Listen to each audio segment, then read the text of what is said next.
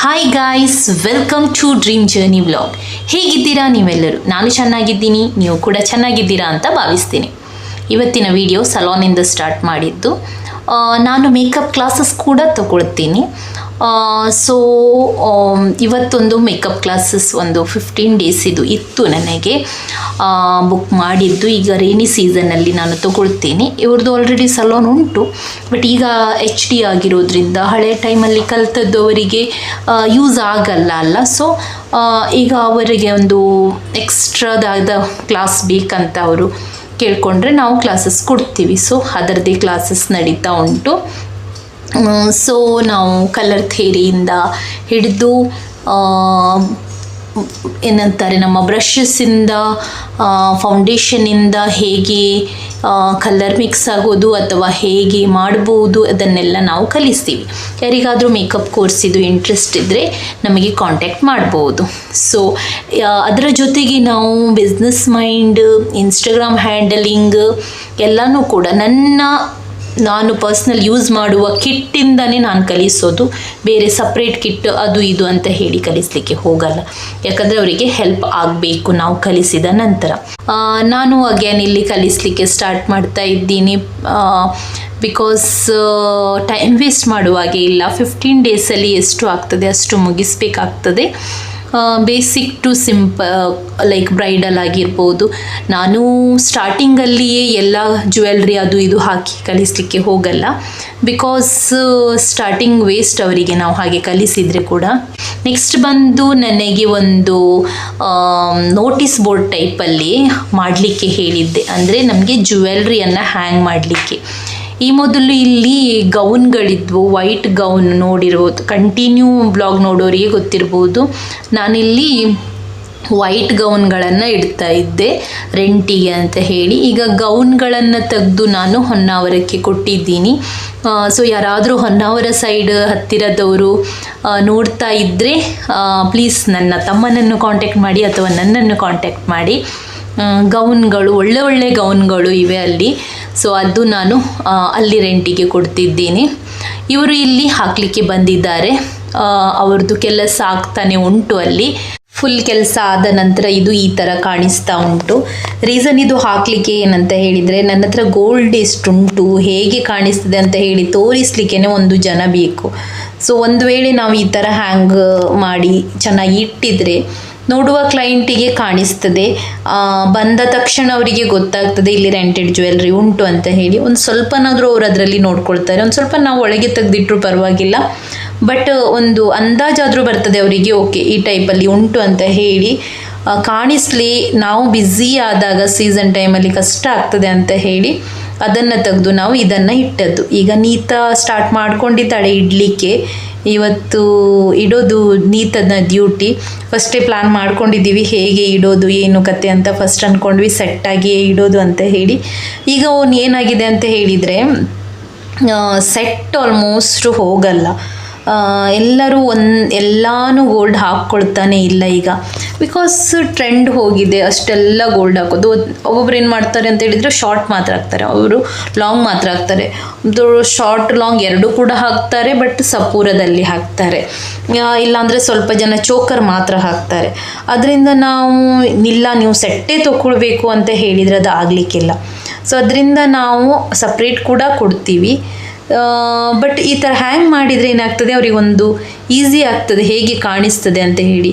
ನೋಡ್ಬೋದು ನೀವು, ನನಗೆ ವೀಡಿಯೋಸ್ಗಿಂತ ರಿಯಾಲಿಟಿಯಲ್ಲಿ ಅದು ನೋಡಲಿಕ್ಕೆ ತುಂಬ ಚೆನ್ನಾಗಿ ಕಾಣಿಸ್ತಾ ಇದೆ.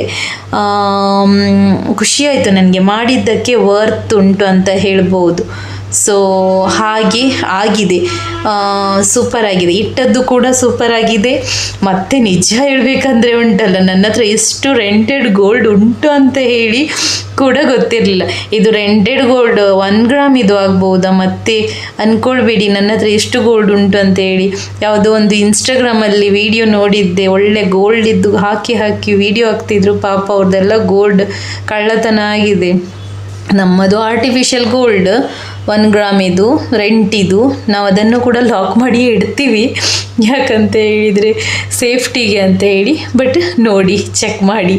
ಸೊ ನೆಕ್ಸ್ಟ್ ಬಂದು ಸಂಜೆ ಮನೆಗೆ ಬಂದೆ. ಮನೆಗೆ ಬರುವಾಗ ನೋಡಿದರೆ ಇವನಿಗೆ ಯೂನಿಫಾರ್ಮ್ ಬಂದಿದೆ, ಹಾಕಿ ತೋರಿಸ್ತಾ ಇದ್ದಾನೆ. ಒಂದು ಯೂನಿಫಾರ್ಮ್ ಇಷ್ಟು ದಿನ ಬಂದಿರಲಿಲ್ಲ, ಸ್ಕೂಲ್ ಸ್ಟಾರ್ಟ್ ಆಗಿ ತುಂಬ ದಿನ ಆಯಿತು.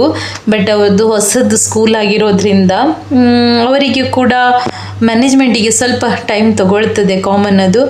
ಸೊ ಅದರಿಂದ ಒಂದು ಯೂನಿಫಾರ್ಮ್ ಬಂದಿರಲಿಲ್ಲ, ಈಗ ಒಂದು ಸೆಟ್ ಬಂದಿದೆ. ಸೊ ಅದು ಕೂಡ ಸ್ವಲ್ಪ ಲೂಸ್ ಇತ್ತಂತೆ, ಅದನ್ನು ಹಸ್ಬೆಂಡ್ ಶಾಪಿಗೆ ಹೋಗಿ ಟೇಲರ್ ಹತ್ರ ಫಿಕ್ಸ್ ಮಾಡಿ ಬಂದಿದ್ದಾರಂತೆ. ಸೊ ಅದನ್ನು ಅವನು ಹಾಕಿ ತೋರಿಸ್ತಾ ಇದ್ದ. ಸೊ ಹಾಗೆ ಬಂದು ನಾವು ನೆಕ್ಸ್ಟ್ ಡೇ ವಿಡಿಯೋ ಇದು. ನೆಕ್ಸ್ಟ್ ಡೇ ನಾನು ಮಂಗಳೂರಿಗೆ ಹೊರಟಿದ್ದೀನಿ. ನನಗೆ ಒಂದು ಸ್ವಲ್ಪ ಐಟಮ್ಸ್ ಆಗಬೇಕಿತ್ತು ಮತ್ತು ಡಾಕ್ಟ್ರ್ ಹತ್ರ ಹೋಗಲಿಕ್ಕೆ ಇತ್ತು. ಬಟ್ ಹೋಗುವ ಮೊದಲು ನನಗೆ ಪಾರ್ಲರ್ ಹತ್ರನೂ ಕೆಲಸ ಇತ್ತು ಸ್ವಲ್ಪ. ಮಳೆ ಜೋರು ಬರ್ತಾ ಉಂಟು. ಹಸ್ಬೆಂಡಿಗೆ ಮಾಡಂತಿಯರಲ್ಲಿಯೇ ಕೆಲಸ ಇತ್ತು ಸ್ವಲ್ಪ. ಅವ್ರದ್ದು ಕೆಲಸ ಮುಗಿಯೋ ತನಕ ನಾನು ನನ್ನದು ಕೆಲಸ ಮಾಡಿ ಬರ್ತೀನಿ ಶಾಪಲ್ಲಿ ಅಂತ ಹೇಳಿದೆ. ಅದಕ್ಕೋಸ್ಕರ ನಾನು ಈಗ ಹೋಗೋದು ಸಲೋನಿಗೆ, ಮತ್ತು ಹಸ್ಬೆಂಡ್ ಹೋಗೋದು ಅಲ್ಲಿ ಒಂದು ಕಡೆ ಬಿಲ್ ಕ್ಲಿಯರ್ ಮಾಡಲಿಕ್ಕೆ ಉಂಟು, ಅಲ್ಲಿ ಹೋಗ್ತಾರಂತೆ. ಸೊ ನಾನು ಅದಕ್ಕೆ ಅರ್ಧದಲ್ಲಿ ನಡ್ಕೊಂಡು ಹೋಗಬೇಕಷ್ಟೇ, ಬಿಕಾಸ್ ಮತ್ತು ನನಗೆ ಬಿಡಲಿಕ್ಕೆ ಬಂದರೆ ಲೇಟ್ ಆಗ್ತದೇನೆ. ಯಾಕಂತ ಹೇಳಿದರೆ ಅಷ್ಟು ಜೋರು ಮಳೆ ಉಂಟು. ಸೊ ನಾನು ನಡ್ಕೊಂಡು ಹೋಗ್ತಾ ಇದ್ದೀನಿ. ಇವತ್ತು ಕೂಡ ಕಲಿಯೋಳು ಕಲಿತಾರಿದ್ದಾರಲ್ಲ ಅವ್ರು ಬರ್ತಾರೆ. ಆದರೆ ಹೇರ್ ಆಗಿರೋದ್ರಿಂದ ನಾರ್ಮಲಿ ಹೇರ್ ಏನುಂಟು ನೀತವೇ ತಗೊಳ್ಳೋದು ಜಾಸ್ತಿಯಾಗಿ, ಬಿಕಾಸ್ ನೀತನಿಗೆ ಒಳ್ಳೆ ಹೇರ್ ನಾಲೆಜ್ ಉಂಟು. ಸೊ ನೀತ ಕಂಟಿನ್ಯೂ ಮಾಡ್ತಾಳೆ ಇವತ್ತು ಕ್ಲಾಸ್. ನನಗೆ ಅರ್ಜೆಂಟಾಗಿ ಮಂಗಳೂರಿಗೆ ಹೋಗಲೇಬೇಕಿತ್ತು. ಸೊ ನಾನು ಇವತ್ತೀಗ ಮಂಗಳೂರಿಗೆ ಹೊರಟಿದ್ದೀನಿ. ಈಗ ಸ್ವಲ್ಪ ಕಡಿಮೆ ಆಗಿದೆ ಮಳೆ, ಆದರೆ ಒಂದು ನೋಡಲಿಕ್ಕೆ ಗ್ರೀನರಿ ಒಂದು ಚೆನ್ನಾಗಿ ಕಾಣಿಸುತ್ತೆ. ಸೊ ಈಗ ಹಾಸ್ಪಿಟ್ಲಿಗೆ ಫಸ್ಟ್ ರೀಚ್ ಆದ್ವಿ ನಾವು. KMC ಆಸ್ಪತ್ರೆಗೆ ಬಂದದ್ದು. ಸೊ KMC ಆಸ್ಪತ್ರೆಯಲ್ಲಿ ನಂದು ಫಸ್ಟ್ ಟೈಮ್, ಅಂದರೆ ನಾನು ಬಂದಿದ್ದೀನಿ, ಅಂದರೆ ನಾನು ತೋರಿಸಿಲ್ಲ ಯಾವುದಕ್ಕೂ ಕೂಡ. ಹಸ್ಬೆಂಡ್ ಲಾಸ್ಟ್ ಟೈಮ್ ಕೈದು ಆಪ್ರೇಷನ್ ಆಗಿದ್ದು KMCಯಲ್ಲಿಯೇ. ಸೊ ಇಲ್ಲಿ ಬಂದು ಈಗ ಕಾರ್ಡ್ ಮಾಡ್ತಾ ಇದ್ದೀನಿ, ಫಸ್ಟ್ ಟೈಮ್ ಅಲ್ಲ. ಸೊ ಕಾರ್ಡ್ ಮಾಡಿ ಈಗ ಹೋಗ್ತಾ ಇದ್ದೀವಿ. ನಾವು ಫಸ್ಟ್ ಫ್ಲೋರಲ್ಲಿ OPDಗೆ ತೋರಿಸಲಿಕ್ಕೆ ಹೋದದ್ದು, ಮತ್ತು ಲಿಫ್ಟಿಗೆ ಯಾರು ಕಾಯೋದು ಅಂತ ಹೇಳಿ ಹೋಗಿದ್ವಿ. ನಮ್ಮದು ಮುಗ್ದ ನಂತರದ ವಿಡಿಯೋ ಇದು. ನಾನು ಜಸ್ಟ್ ಸ್ಕಿನ್ ಡಾಕ್ಟ್ರ್ ಹತ್ರ ಬಂದದ್ದು, ನನಗೆ ಸ್ವಲ್ಪ ಲೆಗ್ ತೋರಿಸ್ತಾ ಇತ್ತು, ಅದಕ್ಕೋಸ್ಕರ ಬಂದದ್ದು, ಬೇರೆ ಏನಿರಲಿಲ್ಲ. ಸೊ ಇಲ್ಲಿ ಒಂದು ಹೊರಗೆ ಭಾರಿ ಖುಷಿಯಾಗೋದು. ನಾನು ಮತ್ತೆ ಹತ್ತಿರ ಹೋಗಿ ಕೂಡ ನೋಡಿ ಬಂದೆ, ರಿಯಲ್ ಗಿಡ ಹೌದಾ ಅಲ್ಲವಾ ಅಂತ ಹೇಳಿ. ವಾಟರ್ ಫೌಂಟನ್ ಆಗಲಿ ಯಾವುದು ಕೂಡ ಒಂದು ಚೆನ್ನಾಗಿ ಉಂಟು. ಅದೇ ಹೇಳ್ತಾರಲ್ಲ, first impression is the best impression ಅಂತ. ಇಂಪ್ರೆಷನ್ ಒಳ್ಳೇದಿದ್ರೆ ಉಂಟಲ್ಲ, ಯಾವುದೇ ಬಿಸ್ನೆಸ್ ಆಗಲಿ, ಅದೀಗ ನಮ್ಮ ಹಾಸ್ಪಿಟ್ಲ್ ಆದರೂ ಒಂದು ಕೂಡ ಬಿಸ್ನೆಸ್ಸೇ. ಸೊ ಯಾವುದೇ ಬಿಸ್ನೆಸ್ ಆದರೂ ಕೂಡ ಅದೊಂದು ಲುಕ್ ಕೊಡುತ್ತೆ. ಅಮೌಂಟ್ ತೆಗೆಯುವಾಗ ಕೊಡುವಾಗ ಕೂಡ ನಮಗೆ ನೋವಾಗಲ್ಲ ಅಂತ ಹೇಳ್ತೀವಲ್ಲ, ಹಾಗೆ ಅದು. ಸೊ ನೆಕ್ಸ್ಟ್ ಬಂದು ನಾನು ಮಾಲಿಗೆ ಬಂದೆ, ಪಿಜ್ಜಾ ಬೈ ನೆಕ್ಸಿಗೆ. ನನಗೆ ಒಂದು ಸ್ವಲ್ಪ ಪ್ರಾಡಕ್ಟ್ ಆಗಬೇಕಿತ್ತು. CCಯಲ್ಲಿ ಸಿಗೋದಿಲ್ಲ ಅದು ಆ್ಯಕ್ಚುಲಿ. ನಾನಿಲ್ಲ ಅಂದರೆ ಸಿಟಿ ಸೆಂಟ್ರಿಗೆ ಜಾಸ್ತಿ ಹೋಗೋದು. ಈಗ ಆ್ಯಕ್ಚುಲಿ ಅಬ್ಸರ್ವ್ ಮಾಡಲಿಕ್ಕೆ ಹೋಗಿದರೆ ಪಿಜ್ಜಾ ಬೈ ನೆಕ್ಸಲ್ಲಿ ಒಳ್ಳೆ ಫಾಶ್ ಬ್ರ್ಯಾಂಡ್ಸ್ಗಳು ಇವೆ. ಮತ್ತು ಸಿಟಿ ಸೆಂಟ್ರಲ್ಲಿ ದೊಡ್ಡದು ಶಾಪ್ಸ್ಗಳು ಉಂಟು. ನಮಗೆ ಸಲೋನಿಗೆ ಹೆಲ್ಪ್ ಆಗೋದು ಐಟಮ್ಸ್ ಎಲ್ಲ ಇಲ್ಲಿಯೇ ಉಂಟು ಆ್ಯಕ್ಚುಲಿ ನೋಡ್ಲಿಕ್ಕೆ ಹೋಗಿದರೆ. ಮತ್ತೆ ಕಾರೊಂದು ಪಾರ್ಕ್ ಮಾಡ್ಕೊಂಡ್ವಿ. ಕಾರ್ ಪಾರ್ಕ್ ಮಾಡುವಾಗ ಉಂಟಲ್ಲ, ನೋಡ್ಕೊಳ್ಳೋದಿಲ್ಲ ನಾವು ಎಲ್ಲಿ ಪಾರ್ಕ್ ಮಾಡಿದ್ದೀವಿ ಅಂತ ಹೇಳಿ, ಮತ್ತೆ ಹುಡುಕ್ತಾ ಇರೋದು. ಅದೇ ಆದದ್ದು ನಮಗೆ ಆ್ಯಕ್ಚುಲಿ ಬರುವಾಗ ಕೂಡ, ಅದಕ್ಕೆ ನಾನು ಹೇಳಿದ್ದು. ಸೊ ಈಗ ಮೇಲೆ ಹೋಗ್ತಾ ಇದ್ದೀವಿ. ಫಸ್ಟ್ ನನಗೆ ನೈಕಾ ಸಿಗಬೇಕಷ್ಟೇ. ನೈಕಾ ಆನ್ಲೈನ್ ಕೂಡ ಪರ್ಚೇಸ್ ಮಾಡ್ತೀನಿ ನಾನು ತುಂಬ. ಆದರೆ ನನಗೆ ತುಂಬ ಕಾಸ್ಟ್ಲಿ ಪ್ರಾಡಕ್ಟ್ಸ್ಗಳನ್ನು ತಗೊಳ್ಳಿಕ್ಕೆ ಭಯ ಆಗ್ತದೆ, ಯಾಕಂದರೆ ನನಗೆ ಆಗಿದೆ ಈ ಪ್ರಾಬ್ಲಮ್ಮು. ಅದರಿಂದ ನನಗೆ ಈ ಸಲ ಇಲ್ಲಿಯೇ ಬರಬೇಕಿತ್ತು. ಸೊ ನನಗೆ ಬೇಕಾದದ್ದು ಮ್ಯಾಕ್ ಮತ್ತು ಹುದಾ ಬ್ಯೂಟಿದು ಪ್ರಾಡಕ್ಟ್ಸ್. ಅಲ್ಲಿ ಇದು ಇರಲಿಲ್ಲ ವೀಡಿಯೋಸ್ ಮಾಡಲಿಕ್ಕೆ. ನಾನು ಸರ್ಟನ್ ತೆಗೆದ ನಂತರ ಅವ್ರು ಹೇಳಿದರು ಬೇಡ ತೆಗಿಬೇಡಿ ಅಂತ. ಮತ್ತು ನಾವು ಅವರಿಗೆ ಅದಕ್ಕೆ ರೆಸ್ಪೆಕ್ಟ್ ಕೊಡಬೇಕು, ಬೇಡ ಅಂತ ಹೇಳಿದ ನಂತರ ತಗೊಂಡದ್ದು ನಾನು 3 ಪ್ರಾಡಕ್ಟ್ಸ್, ಎಕ್ಸಾಕ್ಟ್ 3 ಪ್ರಾಡಕ್ಟ್ಸ್. ಆದದ್ದು ಬಿಲ್ಲು 9650 ಅಂತ ಹೇಳಿದರೆ ಹತ್ರ 10,000 ಬಿಲ್ಲು ನೋಡ್ಬೋದು ನೀವು. ಇಷ್ಟಕ್ಕೆ 10,000 ಆಗಿತ್ತು. ಚಿಕ್ಕದಿದು ಆ್ಯಕ್ಚುಲಿ ಮಿನಿ ವರ್ಜನ್ ಹುಡಾ ಮತ್ತು ಮ್ಯಾಕ್. ಇದು ತುಂಬ ಜನ ಕೇಳ್ತೀರಾ ಯಾಕೆ ಇಷ್ಟು ಕಾಸ್ಟ್ ಅಂತ. ಇದು ಜಸ್ಟ್ ಕ್ರೀಮ್. ಇದರ ನಂತರ 100 ಕ್ರೀಮ್ಸ್ ಬೇಕು ನಮಗೆ ಇದೇ ಬ್ರ್ಯಾಂಡ್ಸಲ್ಲಿ ನಿಮಗೆ ಯೂಸ್ ಮಾಡಲಿಕ್ಕೆ. ಸೊ ಅದರಿಂದ ಕಾಸ್ಟ್ ತೆಗಿಯೋದು. ಡೇಟ್ ಪಾರ್ ಆದರೆ 100% ಬಿಸಾಡಬೇಕು. ಇನ್ನೊಂದು ಮೇನ್ ನನಗೆ ಆದದ್ದು, ನೈಕಾದಿಂದ ಆರ್ಡ್ರ್ ಮಾಡಿದ್ದೆ ಪ್ರಾಡಕ್ಟ್ಸ್ಗಳನ್ನು. ಬಿಕಾಸ್ ನಮಗೆ ಅದು 6.5 ಏನೋ ಸಿಗ್ತಾಯಿತ್ತು. ಆರ್ಡ್ರ್ ಬಂದ ನಂತರ ಗೊತ್ತಾಯಿತು, ರಿಯಲೈಸ್ ಆಯಿತು ಅದು ಡೂಪ್ಲಿಕೇಟ್ ಅಂತ ಹೇಳಿ. ಅದನ್ನು ನಾವು ರಿಟರ್ನ್ ಮಾಡುವಾಗೇನೂ ಇಲ್ಲ, ನಾವು ಬಿಸಾಡಬೇಕಷ್ಟೇ. ನಾವು ಕ್ಲೈಂಟಿಗೆ ಹಾಕುವಾಗೇನೂ ಇಲ್ಲ. ನಮ್ಮ ಮರ್ಯಾದೆ ಪ್ರಶ್ನೆ, ನಾಳೆ ನಮ್ಮನ್ನು ಕೇಳಿಕೊಂಡು ಬರ್ತಾರೆ. ಸೊ ಅದರಿಂದ ನಮಗೆ ಕೂಡ ಲಾಸ್ ಎಲ್ಲನೂ ಇರುತ್ತೆ. ಅದರಿಂದ ನಾವು ಅಷ್ಟು ತೆಗಿಯೋದು. ನೆಕ್ಸ್ಟ್ ಬಂದು ನನ್ನ ಹಸ್ಬೆಂಡ್, ನಾನು ನೈಕಾದಿಂದ ಹೊರಗೆ ಬರುವಾಗ ಇವರಿಗೆ ಏನೋ ಆಸೆ ಆಯಿತು ಗೊತ್ತಿಲ್ಲ, ಎಲ್ಲ ಕಡೆ ಬೋರ್ಡ್ ನೋಡಿದ್ರು ಅಂತ ಹೇಳಿ ನನಗೆ ಮೂವಿ ನೋಡಬೇಕಿತ್ತು ಅಂತ ಹೇಳಿದರು. ಮತ್ತು ನಾನು ಬೇಡ, ನನಗೆ ಆ್ಯಕ್ಚುಲಿ ಮೂವಿ ಅಂದರೆ ಆಗಲ್ಲ, ಯಾಕೆ ಗೊತ್ತಿಲ್ಲ, ಅದೊಂದು ವಸ್ತು ನನಗೆ ಆಗೋದೇ ಇಲ್ಲ. ನಾನು ಆ್ಯಕ್ಚುಲಿ ಉಂಟಲ್ಲ, ಲಾಸ್ಟ್ ಥಿಯೇಟ್ರಿಗೆ ಮೂವಿ ನೋಡಲಿಕ್ಕೆ ಹೋದದ್ದು ಕಾಂತಾರ ಫಸ್ಟ್ ಒನ್. ಅದರ ನಂತರ ನಾನು ಥಿಯೇಟ್ರಿಗೆ ಕಾಲೇ ಇಟ್ಟಿಲ್ಲ. ಹಾಗೆ ನಾನು ಬಟ್ ಅವರಿಗೂ ಕೂಡ ಬಚ್ಚಿದೆ ಅಲ್ಲ, ಪಾಪ ಮನೆಯಲ್ಲೇ ಇದ್ದಾರೆ. ಈಗ ವರ್ಕ್ ಉಂಟು, ಎಷ್ಟೇ ಹೇಳಿದರು ತೋಟದ್ದು. ಆದರೂ ಕೂಡ ಒಂದು ಆಫೀಸಿಗೆ ಹೋಗುತ್ತಿದ್ದ ಜನ ಸಡನ್ನಾಗಿ ಜಾಬ್ ಬಿಟ್ಟಿದ್ದಾರೆ ಅಂತ ಹೇಳಿದರೆ ಅವರಿಗೆ ಕೂಡ ತಲೆಯಲ್ಲಿ ಇರ್ತದೆ ಅಲ್ಲ. ಹಾಗಾದರೆ ಇರಲಿ ಬನ್ನಿ ಅಂತ ಹೇಳಿದೆ, ಹೋಗೋಣ ಅಂತ ಹೇಳಿ. ಆ್ಯಕ್ಚುಲಿ ಉಂಟಲ್ಲ, ನನಗೆ ಟಿಕೆಟ್ ಬುಕ್ ಮಾಡುವ ತನಕ ಯಾವ ಮೂವಿಗೆ ಹೋಗ್ತಿದ್ದೀವಿ ಅಂತ ಹೇಳಿ ಕೂಡ ಗೊತ್ತಿಲ್ಲ. ಅವರಿಗೆ ಹೋಗ್ಲಿಕ್ಕೆ ಉಂಟು ಅಂತ ಹೇಳಿ ನಾನು ಹೊರಟಿದ್ದು ಅಷ್ಟೇ. ಮತ್ತೆ ಬುಕ್ಕಿಂಗ್ ಆದ ನಂತರ ಕೇಳಿದೆ ಯಾವುದು ಮೂವಿ ಅಂತ. ಅದಕ್ಕೆ ಅವ್ರು ಹೇಳಿದರು ಕರಾವಳಿ ಅಂತ. ಅವ್ರು ಮೊನ್ನೆಯಿಂದ ಹೇಳ್ತಾ ಇದ್ದರು ನನಗೆ ಕರಾವಳಿ ಒಂದು ನೋಡಬೇಕಂತ ಆಸೆ ಆಗ್ತಾ ಉಂಟು ಅಂತ. ನಾನು ಅದಕ್ಕೆ ಹೇಳಿದೆ, ನೀವು ಹೋಗಿ, ನೀತನಿಗೆ ಕೂಡ ಸ್ವಲ್ಪ ಮೂವಿದು ಹುಚ್ಚುಂಟು, ನಾನಂತೂ ಬರಲ್ಲ ಅಂತ ಹೇಳಿ. ಅದು ನೋಡಿದರೆ ನನಗೇನೆ ಬಕ್ರೆ ನಾನೇ ಹೋಗಬೇಕಾಯ್ತು ಅವ್ರ ಜೊತೆಗೆ. ಅದರ ನಂತರ ನಾವು ಊಟಕ್ಕೆ ಬಂದ್ವಿ. ನಮಗೆ ಒಂದು 45 ಮಿನಿಟ್ಸ್ ಟು 1 ಅವರ್ ಬ್ರೇಕ್ ಇತ್ತು, ಅಂದರೆ ಮೂವಿ ಸ್ಟಾರ್ಟ್ ಆಗಲಿಕ್ಕೆ. ಮತ್ತು ಫಸ್ಟ್ ಅಂದ್ಕೊಂಡ್ವಿ ನಾವು ಮಾಲಲ್ಲಿ ತಿನ್ನೋದು ಅಂತ ಹೇಳಿ. ಬಟ್ ನನಗೆ ಜೋರು ಹಸಿವು ಆಗ್ತಾಯಿತ್ತು. ನನಗೆ ಅದು ಬರ್ಗರ್ ಪಿಜ್ಜಾ ಏನೂ ತಿನ್ನುವ ಮನಸ್ಸಿರಲಿಲ್ಲ. ನನಗೇನು ಒಳ್ಳೆ ಬಿರಿಯಾನಿ ತಿನ್ನಬೇಕಂತ ಆಸೆ ಆಗ್ತಾಯಿತ್ತು. ಫಸ್ಟ್ ಅಂದ್ಕೊಂಡೆ ನಾನು ಅನ್ಲಿಮಿಟೆಡ್ ಫುಡ್ಡಿಗೆ ಹೋಗೋದು ಅಂತ ಹೇಳಿ. ಮತ್ತು ಮೂವಿಗೆ ಲೇಟ್ ಆಗ್ತದಲ್ಲ, ಮತ್ತು ಅಲ್ಲಿ ಸಿಟಿ ಸೆಂಟ್ರಿಗೆ ಹೋಗಬೇಕು. ಅದಕ್ಕೆ ಇಲ್ಲಿ ಎಲ್ಲಿಯಾದರೂ ಹೋಟೆಲ್ ನೋಡಿದರೆ ಆಯಿತು ಅಂತ ಹೇಳಿ ಹೊರಗೆ ಬಂದ್ವಿ. ಹೊರಗಡೆನೆ ಒಂದು ಬಿರಿಯಾನಿ ಕೌಂಟರ ಏನೋ ಇತ್ತು, ನನಗೀಗ ಸರಿ ನೆನಪಿಲ್ಲ. ಅಲ್ಲಿ ಹೋಗಿ ಆರ್ಡ್ರ್ ಮಾಡಿದ್ವಿ. ಆ್ಯಕ್ಚುಲಿ ಇವರೊಂದು ಬೋರ್ಡ್ ನೋಡಿದರು, ಆಯ್ತು ಅಲ್ಲಿ ಸ್ಟೂಡೆಂಟ್ಸ್ ತುಂಬ ಇದ್ದರು. ಐ ಥಿಂಕ್ ಅದು ಆಫರಲ್ಲಿ ನಡೆಯುತ್ತೆ ಇರ್ಬೋದು ಸ್ಟೂಡೆಂಟ್ಸಿಗೋಸ್ಕರ ಎಲ್ಲ. ಇದೊಂದು ಪೀಸು, ಒಂದು ಬಿರಿಯಾನಿ ಮತ್ತು ಒಂದು ಲೆಮನ್ ಸೋಡಕ್ಕೆ 200 ರೂಪೀಸ್ ಇತ್ತು. ಸೊ ನನಗೆ ಹೇಳಿದೆ ಆಗ್ಬೋದು ಅದೇ ಅಂತ ಹೇಳಿ. ತುಂಬ ಅಂದರೆ ತುಂಬ ಒಳ್ಳೆಯದಿತ್ತು. ಮತ್ತು ಕ್ವಾಂಟಿಟಿ ಅಂತೂ ಹೇಳೋದೇ ಬೇಡ, ಅಷ್ಟು ಇತ್ತು. ಆರಾಮಾಗಿ 400 ರೂಪೀಸ್ ಪೇ ಮಾಡ್ಬೋದು. ಸೊ ನನಗೆ ಜೋರು ಹಸಿವು ಆಗ್ತಾಯಿತ್ತು. ನನಗೆ ಫಸ್ಟ್ ಆಫ್ ಆಲ್ ಆ ಬರ್ಗರ್ ಏನೂ ಬೇಡ ಇತ್ತು. ಮತ್ತು ಹಸಿವಾದದ್ದಕ್ಕೆ ಇದು ಹೊಟ್ಟೆ ತುಂಬಿ ಮೇಲೆ ಬಂದಿತ್ತು, ಅಷ್ಟು ತಿಂದಿದ್ದೀವಿ ಗಟ್ಟಿ. ಸೊ ಕೊಡ್ಬೋದು 200 ಲೈಕ್ ಬಿರಿಯಾನಿ ಮತ್ತು ನಮ್ಮ ಪೀಸ್ ಮತ್ತು ಜ್ಯೂಸಿಗೆ 100% ಕೊಡ್ಬೋದು. ಅದನ್ನು ತಿಂದು ಆಪೋಸಿಟ್ಟೇ ಹೋಗಿದ್ವಿ ನಾವು, ದೂರ ಹೋಗಿರಲಿಲ್ಲ. ಅದನ್ನು ತಿಂದು ಮೂವಿಗೆ ಬಂದ್ವಿ. ಒಂದು 10-15 ನಿಮಿಷ ಇತ್ತು, ಹೊರಗಡೆ ವೇಟ್ ಮಾಡಿದ್ವಿ. ಅದ್ರ ನಂತರ ಬಂದ್ವಿ. ಫುಲ್ ಮೂವಿ ಥಿಯೇಟ್ರಲ್ಲಿ ಯಾರೂ ಕೂಡ ಇರಲಿಲ್ಲ. PVRಲ್ಲಿ ಯಾರು ಅಂದರೆ ಯಾರೂ ಇರಲಿಲ್ಲ. ರೀಸನ್ ಅಂದರೆ ಒಂದು ವೀಕ್ ಡೇ ಇತ್ತು, ಇನ್ನೊಂದು ಗೊತ್ತಿಲ್ಲ ಯಾಕೆಂತ. ಆ್ಯಕ್ಚುಲಿ ವೀಕ್ ಡೇನೇ ಇರ್ಬೋದು. ಮತ್ತು ವೀಕ್ ಡೇಯಲ್ಲಿ ಆದರೂ ಈವ್ನಿಂಗ್ ಟೈಮಲ್ಲಿ ಆದರೆ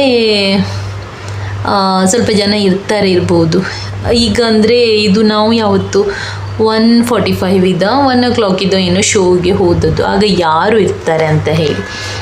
ಒಟ್ಟಾರೆ ಮೂವಿ ಸ್ಟಾರ್ಟ್ ಆಯಿತು. ನಾನು ಸುಮ್ಮನೆ ಕೂತ್ಕೊಂಡೆ, ಯಾಕಂತ ಹೇಳಿದರೆ ಇಂಟ್ರೆಸ್ಟ್ ಇಲ್ಲ, ಏನು ಹಾಗಿಲ್ಲ ಹೀಗಿಲ್ಲ ಅಂತ ಹೇಳಿದರೆ ಅವ್ರು ಬರೋದೇ ಬೇಡ ಅಂತ ಹೇಳ್ತಾರೆ.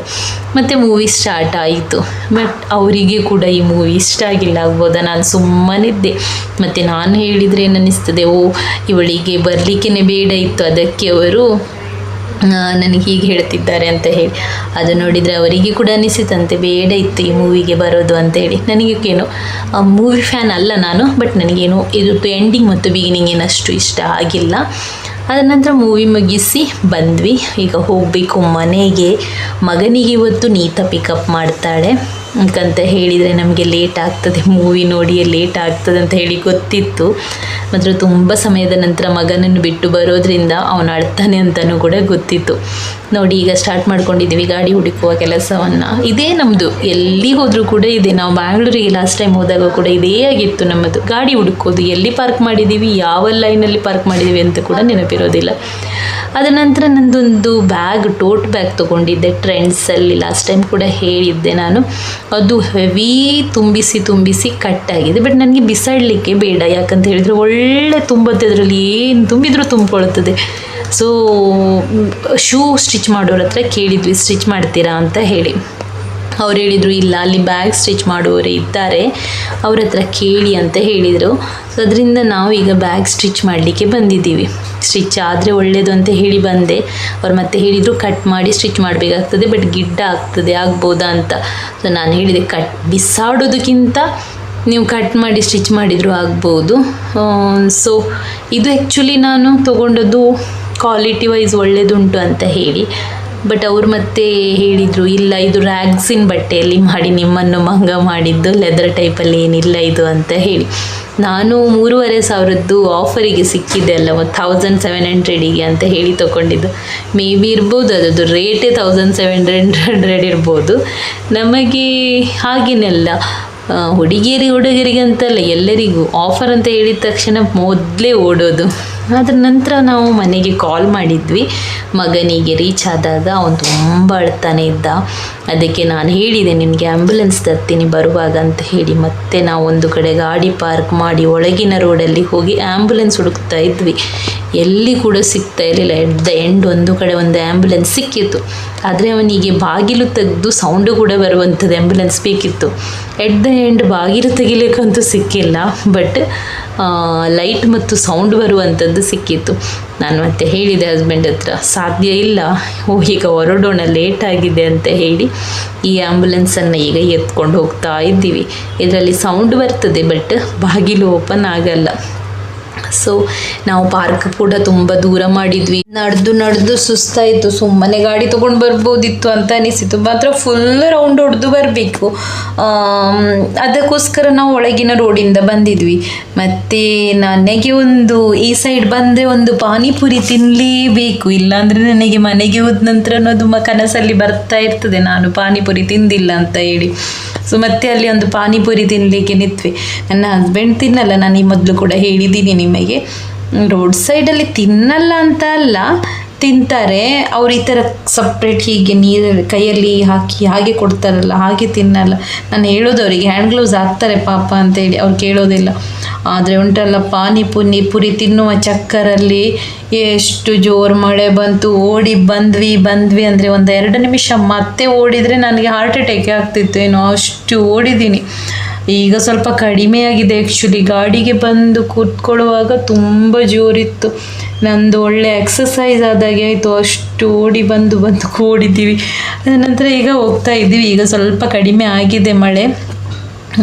ನೀತವನನ್ನು ಡ್ರಾಪ್ ಮಾಡಿ ಅತ್ತೆ ಹಾಗೆ ಊಟಕ್ಕೆಲ್ಲ ಕೊಡ್ತಾರೆ ಅವನಿಗೆ. ಬಟ್ ಹೀಗೆ ಇಷ್ಟೇ, ಮಕ್ಕಳಂದರೆ ಹಾಗೆ ಅಲ್ಲ, ಮನೆಯ ಮುಂದುಗಡೆ ಕಾರೇ ಇಲ್ಲ, ಅಪ್ಪ ಅಮ್ಮ ಇಬ್ಬರು ಕೂಡ ಹೋಗಿದ್ದಾರೆ ಅಂತ ಹೇಳಿದರೆ ಯಾರಿಗೂ ಕೂಡ ಟೆನ್ಷನ್ ಆಗ್ತದೇನೆ. ಅದನಂತರ ಒಂದು ಬೇಕ್ರಿಗೆ ನಿಲ್ಲಿಸಿ ಒಂದು ಸ್ವಲ್ಪ ಐಟಮ್ಸನ್ನು ತೊಗೊಂಡ್ವಿ. ಅವನಿಗೆ ಇದು ಟೊಮೆಟೊ ಚಕ್ಲಿ ಅಂತ ಹೇಳಿದರೆ ತುಂಬ ಇಷ್ಟ. ಮತ್ತು ಒಂದು ಸ್ವಲ್ಪ ಮನೆಗೆ ಅಂತ ಹೇಳಿ ಐಟಮ್ಸನ್ನು ತೊಗೊಂಡ್ವಿ. ನಾವು ಪಿಕಪ್ ಮಾಡಂತ್ಯಾರಲ್ಲಿ ಮಾಡಿದ್ವಿ ಇದನ್ನೆಲ್ಲ. ನಾವು ಬೇರೆ ಮಂಗಳೂರಿಂದ ಏನೋ ತೊಗೊಂಡು ಬಂದಿರಲಿಲ್ಲ. ನನಗೆ ಒಂದು ಸ್ವಲ್ಪ ಶಾಪಿಂಗ್ ಕೂಡ ಇತ್ತು, ಬಟ್ ಟೈಮ್ ಆಯಿತು. ಮೂವಿ ಕೆಲಸಕ್ಕೆ ಹೋಗಿ ನಂದು ಯಾವುದು ಕೂಡ ಆಗಿಲ್ಲ. ಒಂದು ಸ್ವಲ್ಪ 2 ಡ್ರೆಸ್ ಅದು ತೊಗೊಳ್ಬೇಕಂತ ಇದ್ದೆ. ಯಾಕಂತ ಹೇಳಿದರೆ ಆಷಾಢ ಟೈಮಲ್ಲಿ ಎಲ್ಲ ಕಡೆನೂ ಆಫರ್ ಇರುತ್ತೆ, ಬಟ್ ತೊಗೊಳ್ಳಿಕ್ಕೆ ಆಗಿಲ್ಲ. ನೆಕ್ಸ್ಟ್ ಮನೆಗೆ ಬಂದ ನಂತರ ಇವನು ಶುರು ಮಾಡಿಕೊಂಡ ನಾಟಕ, ಏನು ನೀವು ನನ್ನನ್ನು ಬಿಟ್ಟು ಹೋಗಿದ್ರಿ, ಹಾಗೆ ಮಾಡಿದ್ರಿ, ಹೀಗೆ ಮಾಡಿದ್ರಿ ಅಂತ ಹೇಳಿ. ಈಗ ವಿಡಿಯೋಸ್ ನೋಡಿ ಕೂಡ ಹೇಳಲಿಕ್ಕೆ ಇದೆ, ನನ್ನನ್ನು ನೀವು ಇಲ್ಲಿ ಬಿಟ್ಟು ಹೋಗಿದ್ದೀರಾ, ಅಲ್ಲಿ ಬಿಟ್ಟು ಹೋಗಿದ್ದೀರಾ ಅಂತ ಹೇಳಿ. ಯಾಕಂದರೆ ಅವನು ನಮ್ಮದು ಮದುವೆ ವಿಡಿಯೋ ನೋಡಿ ಕೂಡ ಇದೇ ಡೈಲಾಗ್ ಹೊಡೆಯೋದು, ನನ್ನನ್ನು ಬಿಟ್ಟು ಹೋಗಿದ್ರಿ ನೀವು, ನನ್ನನ್ನು ಬಿಟ್ಟು ಹೋಗಿದ್ರಿ ನೀವು ಅಂತ ಹೇಳಿ. ಸೊ ಅವನವರೆಲ್ಲ ಅವ್ರ ಅಣ್ಣನ ಮನೆ ಹತ್ರ ಹೋಗಿದ್ದ, ಅವನ ಕಸಿನ್ ಇದ್ದಾನಲ್ಲ, ಅವನು ಡೈಲಿ ಅಲ್ಲಿ ಹೋಗಿ ಏನಾದರೂ ಅವನು ಹೋಮ್ವರ್ಕ್ ಮಾಡುವಾಗ ತಾನು ಕೂಡ ಏನಾದರೂ ಬರೀತಾ ಇರ್ತಾನೆ. ಸೊ ಮತ್ತೆ ಅಳಲಿಕ್ಕೆ ಸ್ಟಾರ್ಟ್ ಮಾಡಿದ ನಂತರ ನಾನು ಆ್ಯಂಬುಲೆನ್ಸ್ ತೆಗೆದು ಕೊಟ್ಟೆ.